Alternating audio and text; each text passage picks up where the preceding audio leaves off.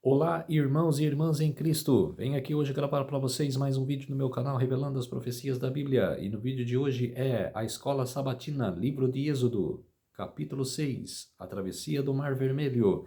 Antes de eu falar sobre esse assunto, eu preciso da ajuda de vocês para se inscreverem no meu canal revelando as profecias da Bíblia. Deixe seu like, ative os sininhos de notificações para receberem o meu vídeo. Compartilhe com o maior número de pessoas que vocês puderem o conteúdo do meu canal. Preciso da ajuda de vocês. Vamos orar para fortalecer cada vez mais a nossa fé. Querido Deus e Pai, muito obrigado por esse dia, por mais um dia de que eu possa pregar a Tua palavra. Que eu possa pregar esta palavra dessa lição maravilhosa da Escola Sabatina. Tudo isso agradeço e oro em nome do meu Salvador Jesus Cristo. Amém. Então, povo de Deus, vamos lá. A travessia do Mar Vermelho, lição de sábado, verso para memorizar. Moisés, porém, respondeu ao povo: Não tenham medo, fiquem firmes e vejam o livramento que o Senhor lhes fará no dia de hoje, porque vocês nunca mais verão esses egípcios que hoje vocês estão vendo. O Senhor lutará por vocês, fiquem calmos. Êxodo capítulo 14, versos 13 a 14. O Êxodo é a experiência mais impressionante e gloriosa do povo de Deus no Antigo Testamento. Este evento é um modelo de como Deus derrotou os inimigos, os hebreus os levou vitoriamente para a terra prometida. É também símbolo de salvação e redenção em Cristo. Do ponto de vista humano, os filhos de Israel estavam em situação desesperadora e até mesmo impossível. Eles não podiam se salvar por si mesmos. Se fossem libertados, teria que ser por um ato divino. O mesmo acontece em nossa condição em relação ao pecado. Por nós mesmos não temos esperança. Precisamos de algo ainda mais espetacular do que o Êxodo. E nós temos a cruz de Cristo e o que ele fez por nós. Os acontecimentos são extraordinários e de tirar o fôlego, desde a partida de Israel do Egito, Êxodo 12, até o Cântico de Moisés, Êxodo 15. Os sinais, maravilhas e obras redentivas de Deus relatadas em Êxodo são o auge da história de Israel. Ainda assim, mesmo esses eventos não se comparam com o que Cristo fez por nós na cruz, do qual o drama do Êxodo foi um mero prenúncio. Lição de domingo: vão e adorem o Senhor. Na noite da Páscoa, o juízo divino alcançou os que não estavam cobertos pelo sangue. Êxodo capítulo 12, versos 1 a 12. Ninguém escapou, independentemente de posição.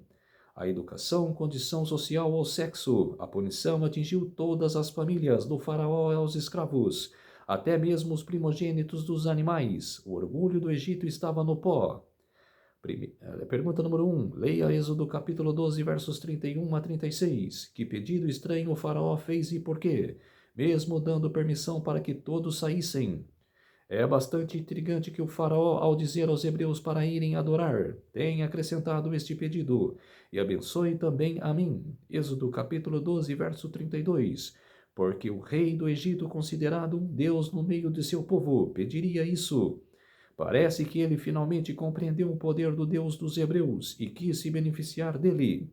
No entanto, como Deus poderia abençoá-lo enquanto ele estava em rebelião, pecado e orgulho? Ele finalmente permitiu que o povo saísse, mas não foi por submissão à vontade de Yahvé. Fez isso porque foi derrotado. Ele não estava arrependido. Com suas ações posteriores revelariam. Ele apenas queria interromper a destruição que cobriria seu reino. O faraó foi humilhado, e na tragédia da pior de todas as pragas, ele deixou que Israel saísse do Egito. Ele permitiu que havia se recusado a conceder em que todas as vezes anteriores, não importando o sofrimento que suas ações traziam à nação. Os egípcios estavam ansiosos para que os hebreus saíssem, que é compreensível.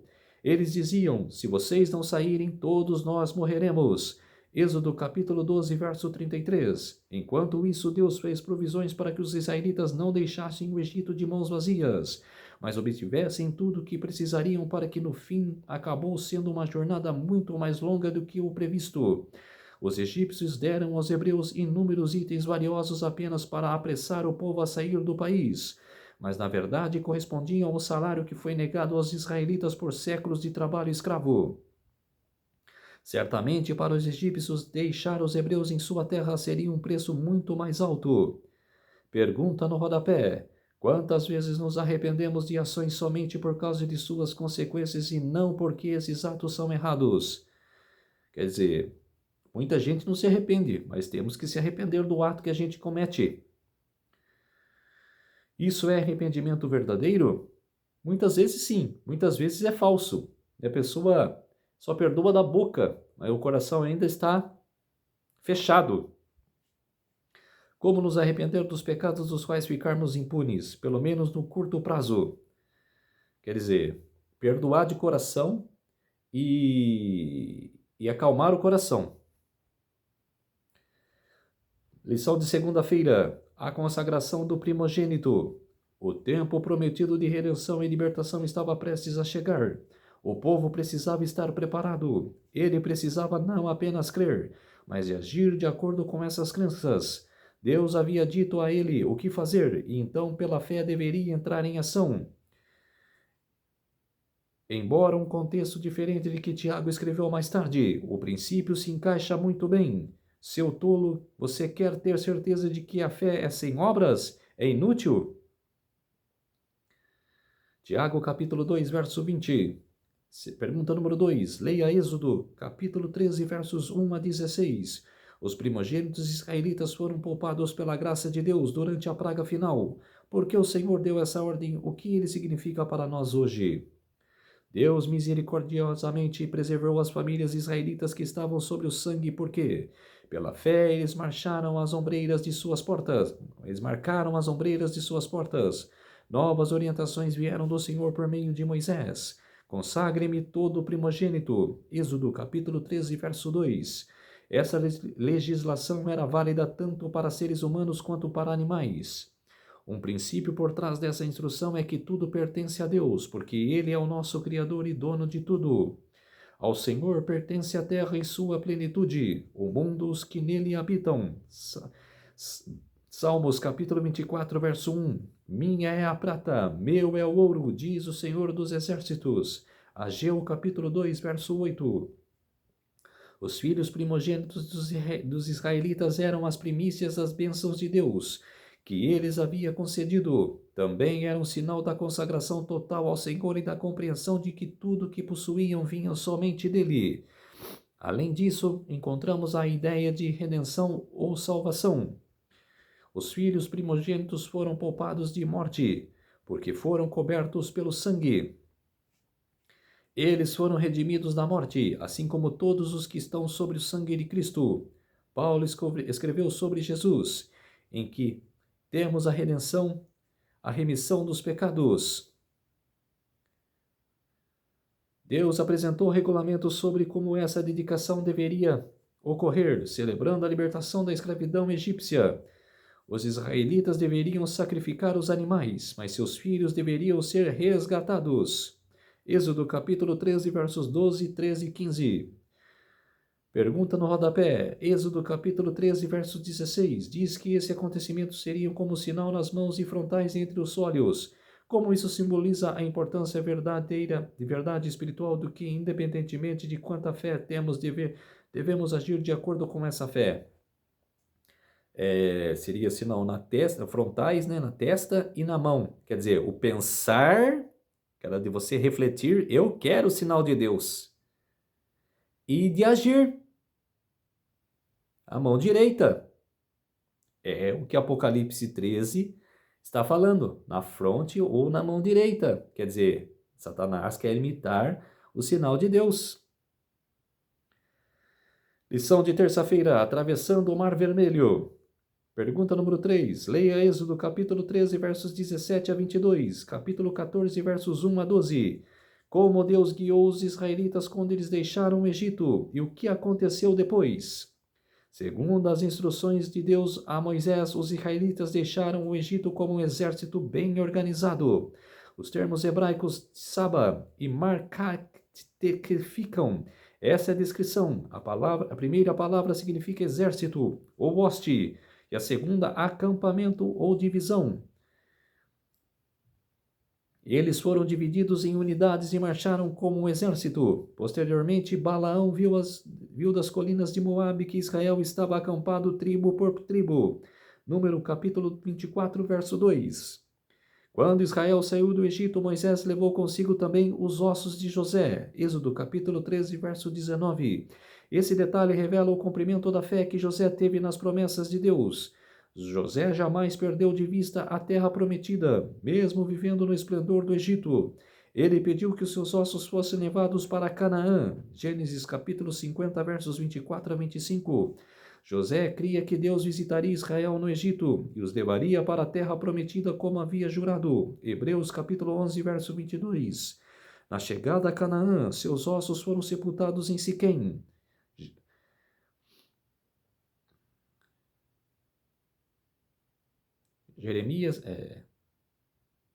Juízes capítulo 24, verso 32. A coluna de nuvem e a coluna de fogo foram sinais visíveis da presença. Josué capítulo 24, verso 32, desculpa. A colina de nuvem e a coluna de fogo foram sinais visíveis da presença de Deus no meio de seu povo. O Senhor habitava na nuvem e falava de lá. Êxodo capítulo 14, verso 24. Números capítulo 12, versos 5 e 6. Então o faraó revelou suas motivações. Ele não havia se convertido e nunca se arrependeu. Seu pedido da bênção divina foi uma farsa, talvez um engano em seu coração. Ele reuniu seu exército e foi atrás de seus escravos fugitivos. Ele estava cego pelo pecado. Quando os israelitas viram o exército do faraó chegando, expressaram sentimentos que repetiram outras vezes. Será que foi por não haver sepulturas no Egito que você nos tirou de lá, para que morramos nesse deserto? O que foi que você fez conosco tirando-nos do Egito? Êxodo capítulo 14, verso 11. Mesmo tendo visto aquelas demonstrações do poder de Deus que incluíam livrar seus próprios filhos primogênitos, o povo ainda demonstrava uma surpreendente falta de fé. É o que é nos dias de hoje. Povo de pouca fé. Não era só no passado, não. Presente também. Pergunta no rodapé. Pense na última vez em que você enfrentou uma situação terrível. Qual foi a sua primeira reação? Fé em Deus ou falta de fé? Fé em Deus. Sempre. Eu já errei faltando fé. Mas, no meu erro eu aprendi. Temos que ter fé. E você também tem que ter. Outra pergunta: que lições daquela situação poderão ajudá-lo na próxima vez que passar por uma situação parecida? Isso vai acontecer? Com certeza, várias vezes. Mas no momento final agora: fé, fé e fé. Nunca desanime. Lição de quarta-feira: avançando pela fé. Pergunta número 4. Leia Êxodo capítulo 14, versos 13 a 31. Apesar da falta de fé, o que Deus fez pelos filhos de Israel? Uma vez que Moisés confiava em Deus e em sua palavra, ele encorajou o povo. O líder hebreu apresentou 4 verdades essenciais sobre como agir em situações difíceis. 1. Não tenham medo. Êxodo capítulo 14, verso 13. O primeiro convite é confiar no Senhor, porque somente desta forma podemos vencer o medo. Isaías nos lembra dessa verdade ao declarar que os crentes estão nas mãos de Deus. Ele agirá por eles quando o aceitarem como seu Deus e Senhor. Não tema, porque eu estou com você. Não fique com medo, porque eu sou o seu Deus. Eu sou o Senhor, seu Deus, e o tomo pela mão direita e lhe digo: não tenha medo, pois eu o ajudarei. Isaías capítulo 41, versos 10 e 13. 2. Fique firmes. Êxodo 14, 13. Isso não significa apenas parar de murmurar e esperar grandes coisas, mas confiar em Deus e esperar pacientemente por sua poderosa intervenção, porque Ele agirá. 3. Veja o livramento que o Senhor lhes fará no dia de hoje. Êxodo 14, 13. Para que a fé cresça, é importante reconhecer a direção e o auxílio de Deus e ser grato pelo cuidado que Ele promete. Significa abrir os olhos, porque a incredulidade é cega. Somente Deus concede vitória, segurança e salvação. Ele está sempre conosco, cuidando e provendo tudo o que é necessário no momento apropriado. 4. O Senhor lutará por vocês. Êxodo 14, 14. Isso significa que o Deus fará. Ele lutará pessoalmente por seu povo. O Calvário é a prova definitiva dessa realidade, pois na cruz Cristo derrotou Satanás para nos dar a vida eterna. João capítulo 5, verso 24, Hebreus capítulo 2, verso 14 e Apocalipse 12, versos 10 e 11. Depois até os egípcios reconheceram que o Senhor estava lutando pelos israelitas. Êxodo capítulo 14, verso 25. A ordem de Deus a Moisés foi clara: siga em frente. Deus desdobrou o seu plano de ação passo a passo. 1. O anjo de Deus e a coluna de nuvem se moveram da frente do acampamento de Israel para trás dele, protegendo-nos dos egípcios. 2. Pela fé, Moisés teve que estender a mão sobre o mar. 3. O Senhor dividiu as águas e as secou como um vento forte. 4. Os israelitas atravessaram o mar em terra seca. Os egípcios perseguiram cegamente porque não viram que Deus estava fazendo maravilhas por seu povo. Ou melhor, só viram quando era tarde demais. Mas como revelou sua confissão? Êxodo capítulo 14, verso 25. Lição de quinta-feira. O cântico de Moisés e Miriam. O exército egípcio foi derrotado, ninguém sobreviveu, incluindo o faraó. Salmos capítulo 136, verso 15. Foi uma derrota surpreendentemente para os egípcios e uma vitória completa para o povo de Deus. Não é de admirar que ao longo de toda a sua história e até hoje, os judeus recontem esse evento.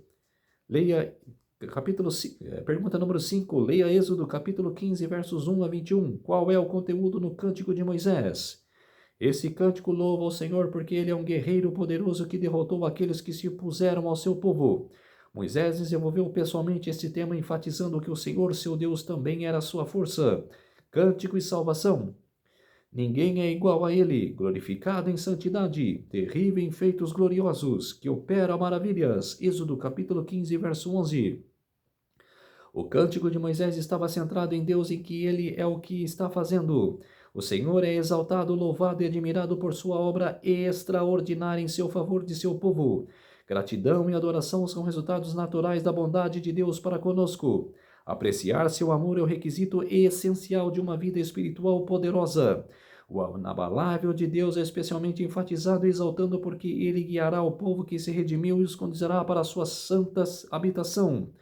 Moisés predisse que Deus estabeleceria o santuário no monte de sua herança, Êxodo capítulo 15, verso 17, apontando para Sião, o templo de Jerusalém.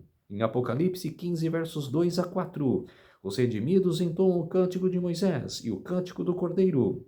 Você consegue imaginar como soará no céu o louvor a Deus por seus grandes e maravilhosos feitos, seus juízos justos e verdadeiros, seus atos justos e sua santidade? Observe a última frase do cântico: por isso todas as nações virão e se prostrarão diante de ti, porque os teus atos de justiça se fizeram manifestos. Apocalipse 15, 4. Quando todos os juízos de Deus tiverem se revelado, especialmente o juízo sobre o mal e a opressão que por milênios ficaram impunes, então os redimidos de todas as nações o louvarão por esses juízos. Pergunta no rodapé. O filósofo Immanuel Kant disse: se Deus é justo, deve haver algum tipo de vida além deste mundo. Por que essa afirmação é tão verdadeira? E como podemos aprender a confiar que um dia a justiça será feita? Pelo futuro que virá. Deus julgará todos os ímpios, todos os casos, todas aquelas pessoas que fizeram mal e o bem. É a justiça, como está em Daniel capítulo 7, o trono de Deus. Que era para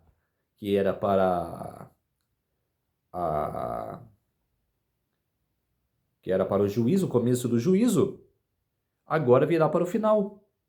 Ela vai julgar a todos. E outra pergunta: como você pode tirar conforto dessa esperança?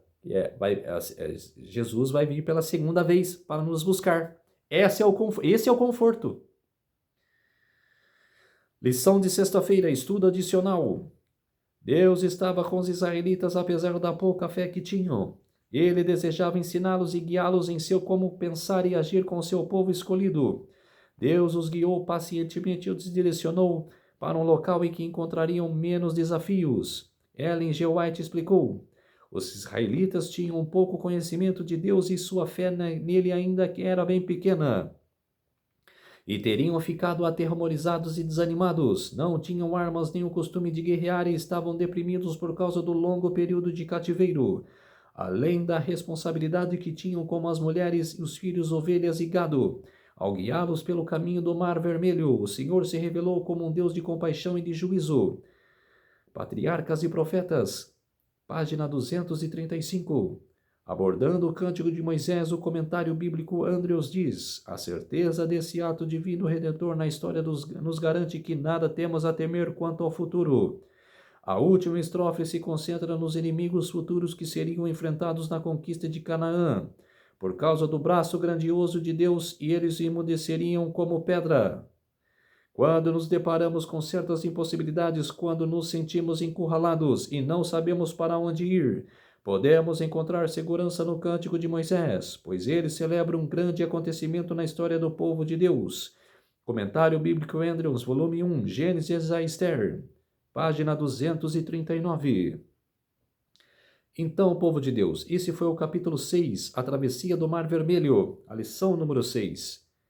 Então vamos orar para fortalecer a nossa fé. Querido Deus e Pai, muito obrigado por esses minutos e segundos que o Senhor esteve comigo. Fez de mim o seu servo para apresentar essa lição maravilhosa da Escola Sabatina, essa lição extraordinária da sua palavra, meu Deus. Tudo isso agradeço e oro em nome do meu Salvador Jesus Cristo. Amém. Então, povo de Deus, se inscrevam no meu canal Revelando as Profecias da Bíblia, deixe seu like, ative os sininhos de notificações para receberem o meu vídeo e compartilhe com o maior número de pessoas que vocês puderem o conteúdo do meu canal. Preciso da ajuda de vocês. Uma ótima semana a todos e até o próximo vídeo. Tchau!